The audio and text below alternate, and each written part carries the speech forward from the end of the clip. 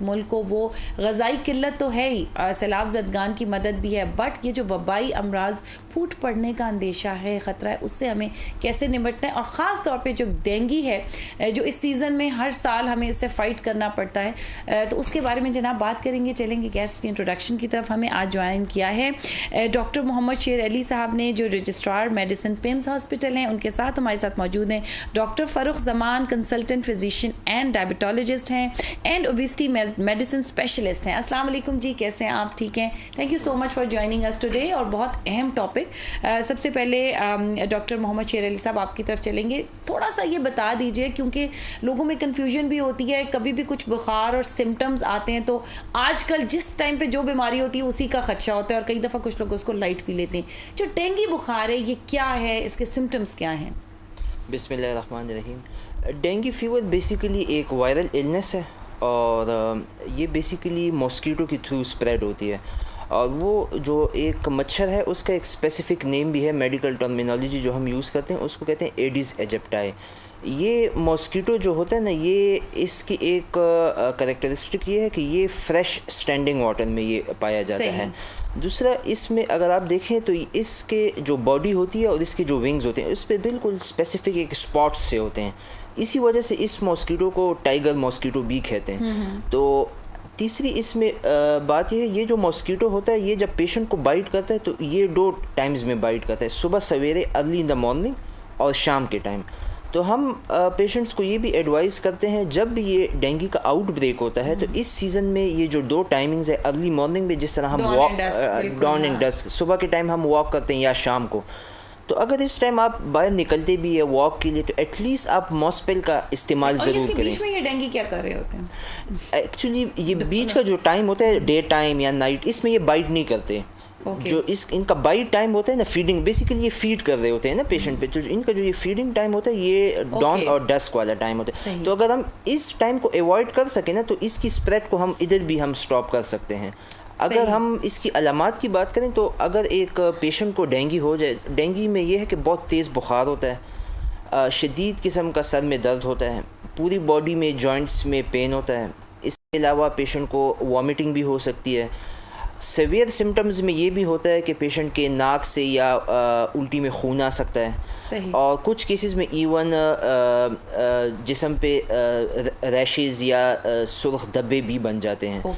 तो अगर एक पेशेंट ये साइन ऑफ सिम्टम्स उनको आ जाएं तो उनको नियरेस्ट हॉस्पिटल में या नियरेस्ट क्लिनिक में रिपोर्ट करना चाहिए, ताकि प्रॉपरली उनका डेंगू का टेस्ट भी हो जाए, बाकी ब्लड टेस्ट भी हो जाए, और स्पेसिफिक जो ट्रीटमेंट है वो टाइमली स्टार्ट हो जाए। Okay, right. अच्छा जनाब, आप भी अगर प्रोग्राम का हिस्सा बनना चाहते हैं, डेंगू के हवाले से कोई सवाल करना चाहते हैं डॉक्टर साहिबान के साथ, तो नंबर स्क्रीन पे दिया जा रहा होगा, आप प्रोग्राम का हिस्सा बन सकते हैं और डॉक्टर साहिबान तक हम आपके सवाल पहुँचाएँगे। जी डॉक्टर फ़ारूक, अच्छा एक ये मिथ भी है, कहा यह जाता है कि जो डेंगू का मच्छर है ये साफ़ पानी में होता है, और कुछ लोग ये भी ऑब्वियसली जो पानी है, जो सैलाब वाले ज़्यादा इलाके हैं उसमें पानी गंदा पानी है, तो क्या वहाँ पर भी इसके इम्कानात ज़्यादा होंगे या कंपैरेटिवली बेटर रेशियो होगी? वाई? बिकॉज के वो साफ़ पानी तो नहीं है। बहरहाल सहमत, देखें पानी की जहाँ तक बात की जाती है तो ये बात डॉक्टर साहब ने बड़े अच्छे से एक्सप्लेन की कि ये मच्छर मोस्टली साफ़ पानी में ही ग्रो करता है। सही। लेकिन जिस तरह सैलाब ज़दगान के जो इलाके हैं या जहाँ पे काफ़ी टाइम से पानी खड़ा हुआ है, तो बेसिकली वो फ्रेश रनिंग वाटर था। सही। बरसात का मौसम है ना, तो वो जब भी बारिश होती है तो उसमें ताज़ा पानी आता है, आपका बिल्कुल फ्रेश वाटर होता है, और जब वो सर्टेन टाइम के लिए एक जगह पे खड़ा रहेगा तो वहाँ पे भी मच्छर फीड कर सकता है, वहाँ पे उसकी जो है ना वो ग्रोथ हो सकती है। पॉसिबिलिटी ज़रूर है, ये नहीं कह सकते कि गंदे पानी के अंदर मच्छर नहीं हो सकता, या किसी जगह पे हर जगह पे गंदा पानी, तो पॉसिबिलिटी नहीं है कि नहीं होगा। मलेरिया का हो सकता है ज़्यादा, लेकिन डेंगू भी पॉसिबिलिटी है। एग्जैक्टली, डेंगू की पॉसिबिलिटी भी है, मलेरिया की पॉसिबिलिटी भी है, लेकिन उन इलाकों में as compare to these infections बाकी वाटर बोर्न डिजीज़ जो हैं वो ज़्यादा हैं। जो डायरिया है, जो आपकी गट के जो सिम्टम्स हैं वो बहुत ज़्यादा हैं, और वबाई अमराज बहुत सारी फैली हैं, तो उस जगह को हम डेंगू से इतना ज़्यादा रिलेट नहीं कर सकते as compare to rest of area, जैसे इस्लामाबाद है, रावलपिंडी है, या हमारे जो मुल्का इलाके हैं, यहाँ पे क्योंकि थोड़ा सा जंगलात की अमाउंट ज़्यादा है, उसकी तादाद ज़्यादा है, आपके वहाँ पे जब बारिश होती है तो पानी वहाँ पे खड़ा हो जाता है, तो इस वजह से वहाँ पे डेंगू मच्छर नशोन्मा पाता है। सही। नॉर्मली भी देखा जाए ना कि ये डेंगू मच्छर की या जो इसकी जो वायरस है, इसकी इलनेस स्टार्ट ही 2nd वर्ल्ड वॉर से हुई थी। उन एक्सट्रीम्स ऑफ कंडीशन में जब ह्यूमंस आपस में फ़ाइट कर रहे थे या एक पूरी वॉर का सीन था 5 साल तक, 45 में ये वहाँ से इरप्ट हुआ है और बाकी दुनिया में फैलना स्टार्ट हुआ है। लेट 90s में जाके एशिया में ये फैला है। तो उस टाइम भी तो ये एक्सट्रीम्स ऑफ वेदर थे, एक्सट्रीम्स ऑफ कंडीशन थी, लेकिन जहाँ पे थोड़ा सा भी पानी खड़ा होगा वहाँ पे मच्छर नशमा पाना स्टार्ट कर लेगा।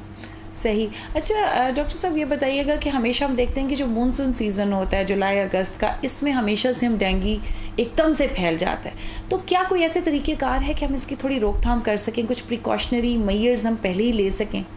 एक्चुअली इसमें बात ये है ना, बात वही आती है मानसून सीज़न में, वही स्टैंडिंग फ्रेश वाटर हमारे पास आ जाता है। तो उधर ही जो डेंगू ये मच्छर है और उसकी जो लार्वा है उसमें उसकी नशोनुमा होती है। अब इसमें बात यह है, जो हम क्लिनिशियंस हैं, हम तो हॉस्पिटल में होते हैं, हमारे पास तो जब एक आउटब्रेक हो जाता है और पेशेंट आना शुरू हो जाते हैं हमारे पास तब आते हैं। अगर आपने बिल्कुल इस चीज़ को स्टॉप करना है या मिनिमम लेवल पे रखना है तो वो स्टेप्स आपके बहुत पहले से शुरू हो जाते हैं। फॉर एग्ज़ाम्पल उसमें प्लानिंग में ये होता है ना, जितने भी आपके स्टैंडिंग वाटर्स हैं उसमें एक हम कहते हैं स्प्रे कर लें। स्प्रे का एक इशू ये है, स्प्रे से जो एडल्ट मॉस्किटो होता है ना वो तो आप मार लेते हैं, लेकिन स्प्रे से आप उसके लार्वा को नहीं मार सकते। बिल्कुल। लार्वा पानी में होता है, उसके लिए या तो आपने उन वाटर्स को कवर करना होता है या उनको डंप करना होता है, या स्पेसिफिक इसकी जो एक मेडिकेशंस होती हैं जिसको आप लार्वा को आप किल करते हैं। तो बेसिकली फोकस इस पे करना चाहिए। सेकंड मोस्ट इम्पॉर्टेंट बात है, जैसी आपको केसेस रिपोर्ट होने शुरू हो जाएं तो हमारा एक मैकेनिज़्म ये होता है, हम ये करते हैं, हम अपने हॉस्पिटल में हम उन एरियाज़ को जब हम उनसे हिस्ट्री लेते हैं पेशेंट से, हम उन एरियाज़ को टारगेट करते हैं किधर से ज़्यादा केसेस रिपोर्ट हो रहे हैं। तो स्पेसिफिकली उन एरियाज़ को फिर अगर हम टारगेट करें और उधर स्प्रेज भी करें, उधर का जो स्टैंडिंग वाटर है उसे भी हम एड्रेस करें, तो काफ़ी हद तक हम इनिशियल स्टेप में उसे रोक सकते हैं।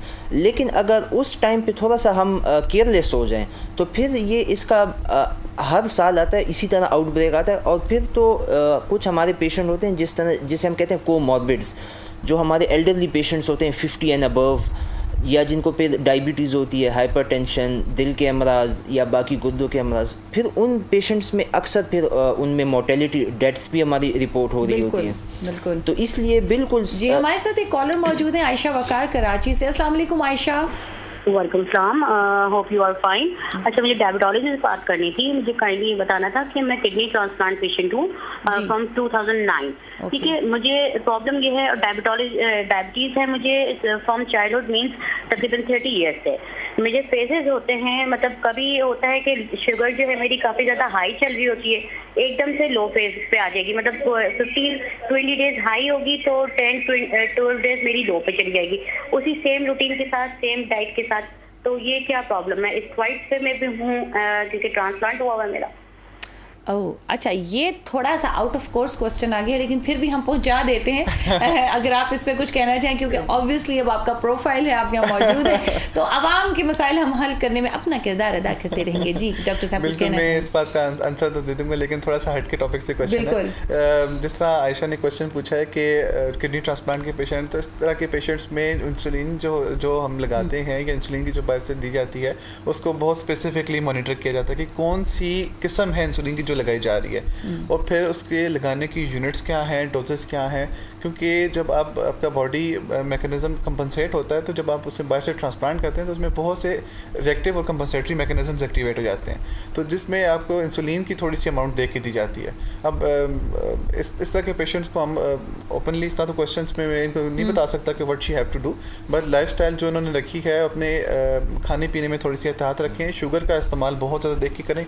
स्पेसिफिकली इनका जो खाना है, मील्स हैं, उसके जो इंग्रेडिएंट्स हैं वो बहुत इंपॉर्टेंट होते हैं डायबिटीज़ को ऊपर नीचे करने में, क्योंकि ट्रांसप्लांट पेशेंट्स जो होते हैं वो उनके लिए नेफ्रोलॉजिस्ट बड़ी स्पेसिफिक किस्म की डाइट्स जो हैं मुतय्यन करते हैं, उसके अकॉर्डिंगली इंसुलिन की जो है वो सिलेक्शन की जाती है। कुछ शॉर्ट एक्टिंग होती हैं, कुछ लॉन्ग एक्टिंग होती हैं, बाज़ औक़ात पेशेंट्स में कम्बिनेशन में दी जाती हैं, कुछ न्यूर एजेंट्स हैं जो हम लोग कंबाइन करके देते हैं। तो इनको अपने फिजिशियन से, नेफ्रोलॉजिस्ट से एक दफ़ा कंसल्ट करके। अच्छा, अब चूँकि बात चल निकली है तो हम डेंगू पे वापस आने से पहले एक आपने कहा कि जी शुगर जो है बड़ा रिस्ट्रिक्टेड कंट्रोल में बात करें तो ये जो आजकल आर्टिफिशियल शुगर्स भी बहुत सारी अवेलेबल हैं, स्टीविया है और जो मतलब मुख्तलिफ डाइट्स में कीटो वगैरह में यूज़ की जाती हैं आर्टिफिशियल, इसमें 0 कैलोरीज होती हैं, तो क्या आप वो रिकमेंड करते हैं ऐसे पेशेंट्स को? Are they safe to consume? इसमें भी साइमा 3 कैटेगरीज हैं जो कि नॉर्मली हमारे पाकिस्तान में प्रैक्टिस में हैं, जिसमें आर्टिफिशियल स्वीटनर जो मैं ब्रांड नेम दूंगा कैंडर के नाम से आती है या कोई दूसरा सुक्रोल के नाम से आती हैं या स्टीविया के नाम से आती हैं, मल्टीपल ब्रांड्स आते हैं पाकिस्तान में जो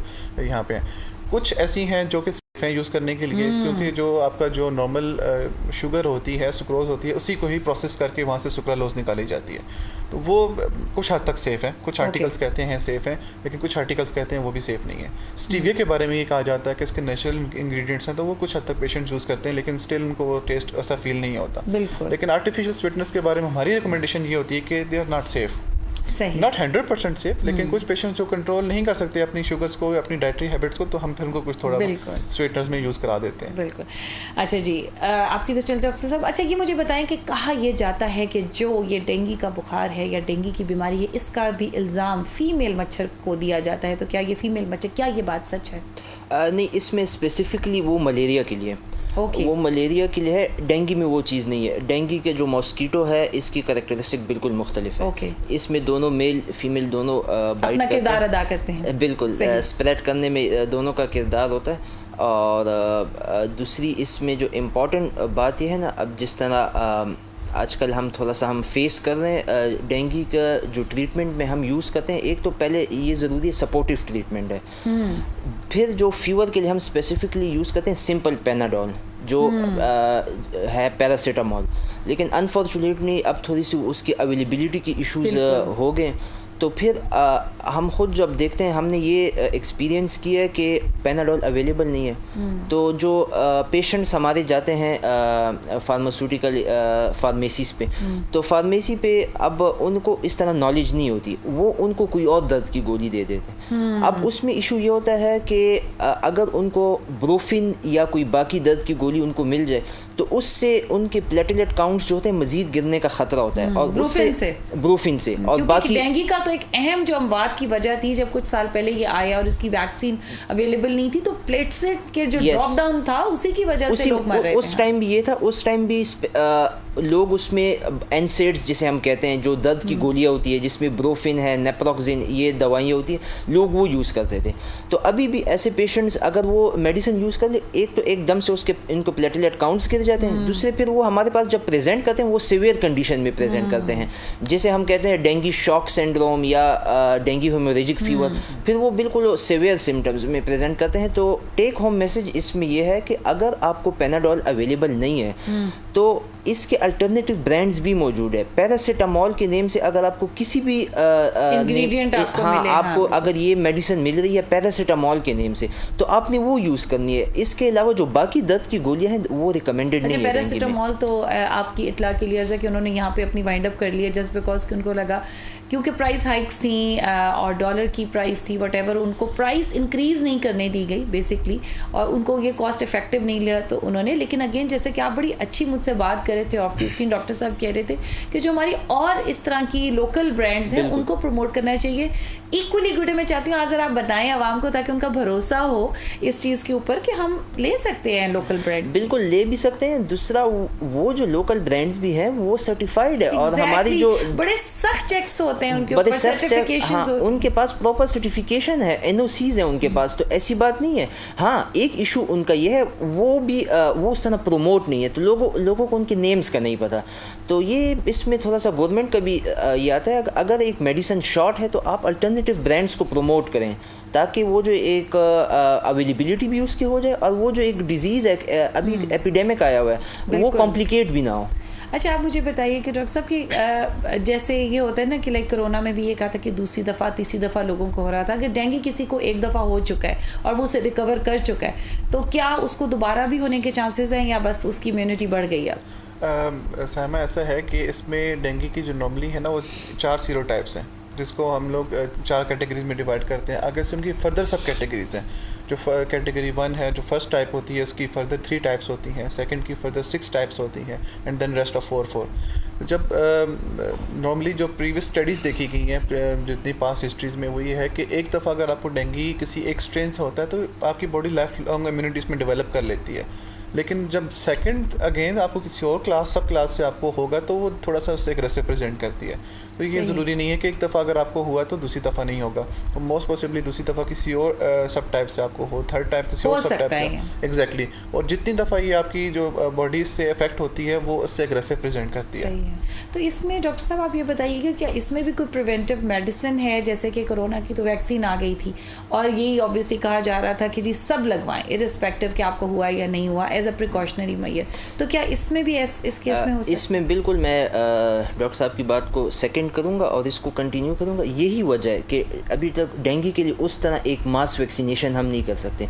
आप देखें ना, सिंपल वर्ड्स में एक वायरस है, फिर उस फैमिली के 4 मेंबर्स हैं, अब फिर वो 4 मेंबर्स की भी आगे फर्दर टाइप्स हैं। अब इशू ये होता है कि अगर एक मेंबर से आपको या एक टाइप से आपको इन्फेक्शन हो जाए, उसकी तो आपने इम्यूनिटी डेवलप कर ली, लेकिन अगर दूसरे मेंबर से आपको इन्फेक्शन होता है, एक तो वो पहले वाले से ज़्यादा सीवियर होता है और उनके सिम्टम्स ज़्यादा शदीद सिम्टम्स होते हैं। लेकिन जैसे वैक्सीन उसको रोक नहीं पाती जो ऑलरेडी आप वैक्सीन का ये है ना, वैक्सीन आपके सब मेंबर्स को एक तो कवर नहीं कर रहा होता, एक चीज़। दूसरी, वैक्सीन अवेलेबल है मार्केट में, इसमें कोई शक नहीं, लेकिन वैक्सीन उन कंट्रीज़ के लिए हैं जिस तरह श्रीलंका या जो बाकी साउथ एशियन कंट्रीज़ है जिसमें ऑलमोस्ट 90% लोगों को डेंगू पहले से हो चुका होता है। अब हमारी कंट्री में यह है कि बहुत से ऐसे हमारे पेशेंट है, इसमें स्टडीज़ है कि बहुत से पेशेंट अभी भी इफेक्टिव नहीं है, ज़्यादातर नहीं है। अगर उनको आपने अभी वैक्सीन दे दी और उस वैक्सीन के बाद उनको डेंगू हुआ तो फिर वो भी फिर ज़्यादा सीवियर किस्म का होगा। तो इसलिए इधर हम स्टडीज़ में या रिसर्च के तौर पर तो वैक्सीन अवेलेबल है, लेकिन हम उसकी मास वैक्सीनेशन अभी तक नहीं कर सकते। मैं डॉक्टर साहब की बात को मैं एक एडिशन करूंगा। दूसरा ये है कि जो उसकी क्लास है ना, जो वायरल क्लास है फ्लेवी वायरस जो है, इसमें बहुत ज़्यादा म्यूटेशंस पाई जाती हैं। रेस्ट ऑफ जो वायरसेस हैं वो इतना जल्दी खुद को इतना म्यूटेट नहीं करते जितना जल्दी ये खुद को म्यूटेट करता है। तो अगर आप वैक्सीन एक स्ट्रेन के अगेंस्ट बनाते हैं तो नेक्स्ट ईयर आपको जो म्यूटेशन मिलेगी वो किसी और स्ट्रेन की मिलेगी, तो आपके लिए वो इतनी ज़्यादा इफेक्टिव नहीं। दैट्स वाई इसका वो देखिए 42 से ये चलता आ रहा है, 1942 में इसका आउटब्रेक हुआ था and then still is ongoing. तो ये इसलिए रेप्लिकेशंस की वजह से, म्यूटेशंस की वजह से ये अवेलेबल हो रहा है। अच्छा, अगर आप किसी को बुखार हो गया, मतलब पहले तो बचाव है कि जी उसमें तो मेरे ख्याल से कोई मेडिसिन नहीं है, उसमें यही है कि आप एहतियात करें, एक तो डॉन और डस्ट पे, जैसे कि डॉक्टर साहब ने कहा कि आप मॉस्पिल वगैरह कोई भी ऐसी मेडिसिन और एहतियात करें उस टाइम पे। अच्छा, अगर अब हो गया फाइनली तो फिर अब क्या किया जाए? उसमें एक ज़रूरी बात ये भी, अगर फॉर एग्ज़ाम्पल किसी को बिल्कुल स्पेसिफिक सिम्टम्स आ रहे हैं डेंगू के, तो एक तो फिर ये है मॉस्किटो नेट्स का इस्तेमाल ज़रूरी है, क्योंकि इधर से ही आपने स्प्रेड को रोकना है ना। अगर मॉस्किटो नेट्स का इस्तेमाल नहीं होगा और बाकी फैमिली मेम्बर्स प्रिकॉशनरी मेजर मॉस्पिल वगैरह का इस्तेमाल नहीं करेंगे तो उधर ही फैमिली से वो आउटब्रेक होता है और फिर वो सारे एरिया में फैलता है। सेकंड, इसमें मोस्ट इम्पॉर्टेंट पॉइंट ये है कि पेशेंट को सिम्टम्स है, कंप्लीट बेड रेस्ट हम एडवाइस करते हैं पेशेंट्स को, फ्लूइड इंटेक ज़्यादा रखना चाहिए। लेकिन ये जो कुछ मिथ्स भी हैं कि आप अनार का जूस ले ले या आप पपीते का जूस ले ले, तो ये उस तरह रिकमेंडेड नहीं है। मतलब साइंटिफिक, जाहिर है अब आपने बोल दिया तो अनार और पपीता भी पैनाडोल की तरह नायाब हो जाएगा या बहुत महंगा हो जाएगा। याद है ना आपको कोरोना की वैक्सीन में हमने जड़ी बूटियों के साथ क्या किया था। तो साइंटिफिक पॉइंट ऑफ व्यू से ये हम उस तरह इसको रिकमेंड नहीं करते। जनरली हम पेशेंट्स को ये एडवाइस करते हैं बिल्कुल आप फ्रेश जूसेस का इस्तेमाल रखें, लेकिन ये कोई स्पेसिफिक नहीं है कि आपने अनार या पपीते का जूस ही पीना है, तो ये उस तरह इसकी रिकमेंड है। हाँ, अगर आप कुछ लोग इसमें वो इतना ज़्यादा पी लेते हैं कि अक्सर उन पेशेंट को डायरिया शुरू हो जाता है, तो इसकी उस तरह रिकमेंडेशन नहीं है। हाँ, आप कंप्लीट बेड रेस्ट करें, गुड हाइड्रेशन रखें, और अगर आपको तेज़ बुखार हो रहा है तो उस सूरत में आप पैनाडोल की जो टैबलेट है वो आप इस्तेमाल कर सकते हैं। अच्छा, इसकी वैक्सीन वैसे अवेलेबल है मार्केट में, उसकी कोई शॉर्टेज तो नहीं है, और वो डॉक्टर की वैसे रिकमेंडेशन से ही लेनी चाहिए? वैक्सीन का ये है ना, वैक्सीन जिस तरह अभी हम इसमें सारी डिस्कशन कर रहे थे, वैक्सीन की ये जो सारी लिमिटेशंस है ना, इस वजह से वो कॉमन मैन के लिए मार्केट में उस तरह अवेलेबल नहीं है और वो उस तरह लगा भी नहीं सकते। हाँ, रिसर्च पॉइंट ऑफ व्यू से वैक्सीन बिल्कुल है, लेकिन वो मास वैक्सीनेशन के लिए नहीं है। अच्छा, इस्लामाबाद पिंडी में जो शहर इक़्तिदार है, यहाँ पर भी बहुत ज़्यादा केसेस अब सामने आ गए हैं, और वहाँ पे जो फ्लड इफेक्टेड एरियाज़ हैं उसमें भी ऑब्वियसली एक emergency kind of he declare हुई है। क्या इक़दाम किए गए हैं इस्लामाबाद वगैरह में, जो बड़े हॉस्पिटल्स हैं, इस चीज़ को डील करने के लिए? बड़े हॉस्पिटल्स के बारे में डॉक्टर शेर अली तो मैं से ज़्यादा बता सकते हैं because he is dealing with the government patients. हमारे पास भी जैसे होता है जितने भी डेंगू का कोई केस लेट्स सपोज जिसमें अर्ली डिटेक्शन हमारे पास NS1 एंटीजन की होती है, अगर तो पेशेंट हमारे पास रिपोर्ट होता है तो फ़ौरन से इसको रिपोर्ट बैक कर दीजिए। हमारी जो डिस्ट्रिक्ट हेल्थ एडमिनिस्ट्रेशन है या हेल्थ एडमिनिस्ट्रेशन अथॉरिटीज़ होती हैं वो डेली बेसिस पे हमसे रिपोर्ट ले रही होती हैं। अच्छा, मतलब इसके भी सेल्स बनाए गए हैं उसी तरीके से जैसे कोरोना को। जी, इसमें यह है कि इसके स्पेसिफिक डेंगू काउंटर्स है, जिस तरह पिम्स पॉलीक्लिनिक और FGH हॉस्पिटल में स्पेसिफिक डेंगू काउंटर्स हमने बनाए हुए हैं और फिर स्पेसिफिक अपने वार्ड्स है डेंगू के। और हमारा ज़्यादा फोकस इस पे होता है कि पेशेंट्स हम एडमिट कर रहे होते हैं, हमारा फोकस उनके लोकेलिटी पे होता है कि ज़्यादा पेशेंट हमारे पास किधर से आ रहे हैं। फिर डेली बेसिस पे वो डेटा हम अब DHO ऑफिस के साथ और मिनिस्ट्री ऑफ हेल्थ के साथ हम वो शेयर करते हैं और फिर उस डेटा की बेस पे उन जगहों पे जिस तरह आजकल ज़्यादा केसेस हमारे पास H13 से रिपोर्ट हो रहे हैं गौरी टाउन से, तो फिर जो हमारी टीम्स होती हैं जो फील्ड में काम कर रही होती हैं वो ज़्यादा उन जगहों पे फिर वो फोकस कर रही है। अच्छा, क्या ये कंटेजियस है? जैसे कोरोना वायरस को तो बिल्कुल आइसोलेशन वार्ड्स और आइसोलेशन में रखा जाता था, क्या इसमें भी कुछ एहतियात? इसमें देखिए ना, इसमें जो आपकी डिजीज़ ट्रांसमिट हो रही है वो मॉस्किटो के थ्रू हो रही है। मतलब ये उस तरह कॉन्टेजियस नहीं है कि अगर डेंगू का एक पेशेंट आपके पास बैठा हुआ है, आपके पास खाना खा ले या छींक कर ले तो उससे वो ट्रांसमिट नहीं होगा, ये मॉस्किटो के थ्रू होगा। तो इसलिए जो हमारे पेशेंट्स भी होते हैं वार्ड्स में हम उनको प्रॉपरली आइसोलेट करते हैं मॉस्किटो नेट्स में, ताकि वो आइसोलेशन मॉस्किटो के लिए होती है, वो आइसोलेशन मॉस्किटो के लिए होती है। अच्छा, लेकिन अगर मैं आपसे पूछूं कि ओवरऑल क्या, क्योंकि आप बड़े मास लेवल पे देख रहे हैं उस गवर्नमेंट हॉस्पिटल में, क्या जो स्टैटिस्टिक्स रिपोर्ट किए जा रहे हैं आर दे जेन्युइन या उससे बढ़ के कुछ है? हालात एक्चुअल सूरत हाल क्या है?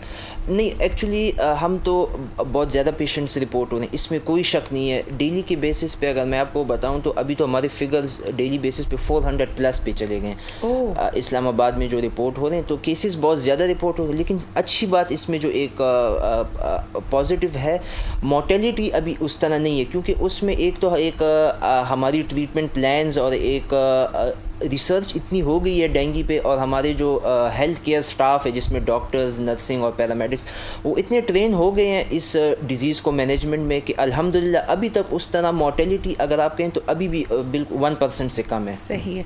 अच्छा, मैं आपसे ये पूछना चाहूँगी कि जैसे अभी इन्होंने कहा कि 50 के बाद थोड़ा रिस्क ये इसका सीरियसनेस का जो है ज़्यादा हो जाता है, तो क्या मतलब किस एज लिमिट के लोग हैं या इससे सारे इक्वली? जैसे कोरोना में तो कोई वो नहीं थी सवाए बच्चों के, कि वो बच्चे थोड़े महफूज थे, अगर उनको हुआ उनको पता नहीं चला, लेकिन जो यंग डेथ्स भी हमने देखी और बिल्कुल लोग रिकवर कर गए थे, उसके भी महीने बाद कोलैप्स हो गए। तो इसमें क्या कुछ ख़ास एज लिमिट है जो ज़्यादा जिनको एहतियात करने की ज़रूरत है?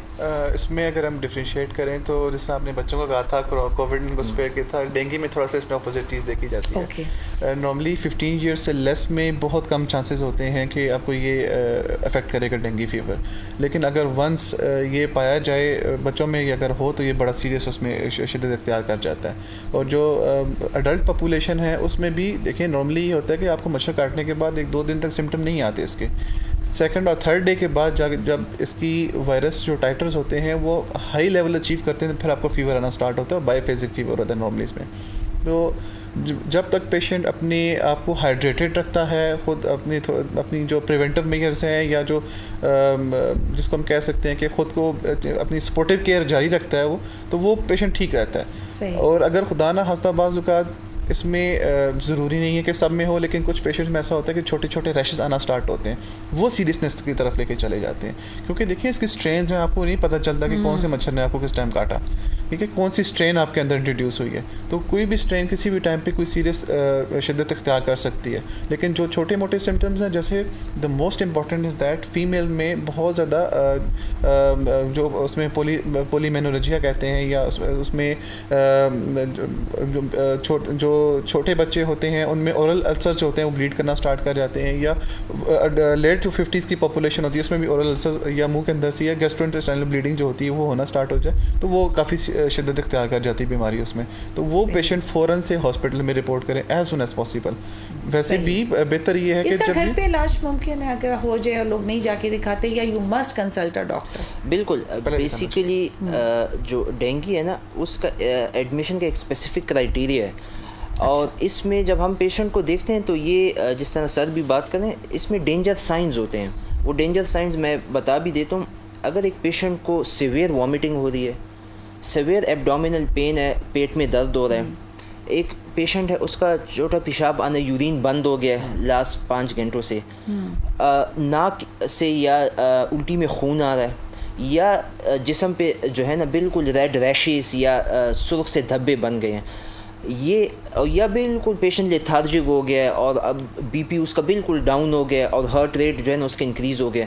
तो ये जो पेशेंट्स होते हैं ना, ये हमारे एडमिशन के पेशेंट्स होते हैं। और आखिरी अगर प्लेटलेट्स काउंट 50,000 से कम है तो इन पेशेंट्स को हम इन एनी केस एडमिट करते हैं। अगर कोई पेशेंट इस कैटेगरी में फॉल नहीं कर रहा तो हम उनको प्रॉपर प्लान दे देते हैं, मेडिकेशंस का समझा देते हैं। और असल में इसमें अल्टरनेट डे पे आपने एक ब्लड टेस्ट होता है सीपी जिसे हम कहते हैं, कंप्लीट ब्लड पिक्चर, वो आपने रिपीट करना होता है। हम उनको प्लान दे के फिर नेक्स्ट विजिट पे उनको बुलाते हैं। तो हमारे जो 90% पेशेंट उनको हम होम ट्रीटमेंट पे ही हम उनको मैनेज कर रहे हैं। बिल्कुल। और अच्छा, अब वक्त हमारे पास बिल्कुल अब मुख्तसर रह गया। मैं चाहूँगी जाते जाते आप दोनों साहिबान जो हैं कोई मैसेज दें आवाम को, क्या मैसेज देना चाहेंगे डेंगू के हवाले से? जी, मेरा तो टेक होम मैसेज सबके लिए यही है कि खुदा ना खास्ता अगर इस तरह के सिम्टम्स आते हैं तो फर्स्ट इनिशियली एक दफ़ा डॉक्टर से फॉलोअप ज़रूर करें, ज़रूर दिखाएं, रुजू करें। और अगर तो वो उस एडमिशन के क्राइटेरिया में नहीं आते तो घर पे ख़ुद को मैनेज करना स्टार्ट कर लें सपोर्टिव केयर के साथ। लेकिन इंपॉर्टेंट ये है कि हाइड्रेशन जो है वो अपनी अच्छी रखें, जो सबसे इम्पोर्टेंट है। टेस्ट रिजल्ट्स हैं, आप मुझे ये बताइए वो कितने ऑथेंटिक हैं? जाते जाते एक और सवाल मैंने कहा बता दूं, क्योंकि कोरोना कई दफ़ा ये होता था टेस्ट में पॉजिटिव आ जाता था और नहीं होता था, उसमें काफ़ी, क्योंकि एक बड़े मैस लेवल पे वो एक हमारे यहाँ वो चीज़ पेंडेमिक फैला हुआ था। तो इसकी क्या ऑथेंटिसिटी के कितने चांसेस हैं कि आएगा रिपोर्ट में? उसमें जो है ना जो इसके जो टेस्ट है वो टेस्ट से ज़्यादा हम क्लिनिकल सिम्टम्स को देखते हैं, उसको हम वेटेज ज़्यादा दे रहे होते हैं। स्पेसिफिक सिम्टम्स है हम उसको as a probable case of dengue ही लेते हैं। ज़रूरी नहीं है वो जो उसका NS1 टेस्ट है या बाकी वो पॉजिटिव आएंगे। और अगर टेस्ट नेगेटिव आ जाए फिर हम एडवाइस करते हैं, एक टेक्नोलॉजी है बाय एलाइजा। अच्छा, हमारे साथ एक कॉलर मौजूद है आसिफ ओकाड़ा से। अस्सलाम वालेकुम। वालेकुम मैम, क्या हाल? ठीक है जी, बिल्कुल ठीक। क्या कहना चाहेंगे? डेंगू के हवाले से गुफ्तगू हो रही है। मुझे ना 5-6 दिन से बुखार नहीं उतर रहा था। सही। तो मैंने टेस्ट करवाया है, ठीक है। तो टेस्ट में उन्होंने कहा ये आपको टाइफाइड डबल है, पहले को पुराना टाइफाइड चल रहा था, अब नया भी हो गया साथ। लेकिन डेंगू की कोई इलामत नहीं है। डॉक्टर साहब से मैं कंसर्न करना चाह रहा हूँ कि ऐसा हो सकता है पुराना टाइफाइड भी चल रहा है और साथ नया भी हो गया, और कह रहे हैं आपके प्लेटलेट्स भी थोड़े से कम हुए हैं। टाइफाइड का कौन सा टेस्ट आपने करवाया था? वो CBC कह रहे हैं मेरे सर। सही, कुछ पूछना चाह रहे हैं, पूछ सकते हैं जी। एक्चुअली CBC में अगर हम बात करें, CBC पे हम टाइफाइड लेबल नहीं कर सकते। सही। पहले एक टेस्ट होता था टाइफाइड, अब वो भी ख़त्म हो गया, वो भी रिकमेंडेड नहीं है। टाइफाइड के लिए एक टेस्ट होता है जिसे हम कहते हैं ब्लड CS, जो अगर आज हम सबमिट करें तो कम से कम 5 to 6 डेज बाद उसकी रिपोर्ट आती है। तो अच्छा, बहुत शुक्रिया आपका आसिफ साहब। आपके डॉक्टर साहब की बात जो है ऑन स्क्रीन हम उसको आपको उसका जवाब देते हैं। Thank you so much for calling. जी, जिस तरह हम बात कर रहे थे ना, इन पेशेंट जिस तरह भी इनको तेज़ बुखार हो रहा है 5 दिनों से, वो कह रहे हैं टाइफाइड के कोरोना का इफेक्ट था तो ऊपर से टाइफाइड भी हो गया। जी, तो जिस तरह हम कह रहे हैं ना डेंगू का एपिडेमिक आया हुआ है, तो इनका केस भी as a probable case of dengue ही हम लेंगे, क्योंकि इनको तेज़ बुखार हो रहा है, हो सकता है बाकी भी डेंगू की स्पेसिफिक सिम्टम्स हो। अगर इनको शुबा है या किसी ने इनको एडवाइस किया कि टाइफाइड भी हो सकता है, तो उसमें एक टेस्ट होता है ब्लड CS, वो फिर हम एडवाइस करते हैं और उसी की बेस पे फिर हम उनकी ट्रीटमेंट स्टार्ट करते हैं। सही। जी, जाते जाते कुछ अवाम के नाम आपका पैगाम रह गया? अभी जिस तरह फ्लड इफेक्टिव अभी हम गए हुए थे, हमने कैंप अरेंज किया हुआ था, तो टेक होम मैसेज यही है कि उधर जो हमारे इफेक्टिव हैं उसमें जो वाटर बॉर्न डिजीज़ है वो बहुत ज़्यादा हैं। तो इस पे थोड़ा सा हमें फोकस करना चाहिए। अगर हम कोई डोनेट भी कर रहे हैं उनके लिए, तो अगर मेडिसिन हम डोनेट कर रहे हैं तो बिल्कुल ये जो सिंपल हमारी मेडिसिन है जिसमें स्किन की कुछ मेडिकेशंस हैं, बाकी जो मलेरिया की दवाइयाँ हैं, डेंगू की मेडिसिन हैं, टाइफाइड की मेडिसिन है, हमें इस पे थोड़ा सा फोकस करना चाहिए, क्योंकि अभी भी सैलाब तो आ गया लेकिन उसके बाद जो सेकंड फेज़ होता है वो उससे भी ख़तरनाक होता है, और अभी हम उस फेज़ की तरफ जाना चाहिए और उन लोगों को हमारी हेल्प की ज़रूरत है। बिल्कुल, बहुत बहुत शुक्रिया डॉक्टर शेर अली आपका, डॉक्टर फ़ारूक आपका, thank you so much. I hope कि आपने जो भी बातें की हैं वो ना सिर्फ ये कि आप लोगों के लिए मुफीद होंगी बल्कि आप इसके ऊपर अमल भी करेंगे। इसके साथ ही जनाब वक्त आ जाता है एक छोटी सी कमर्शियल ब्रेक का, but you don't go anywhere because we are coming back.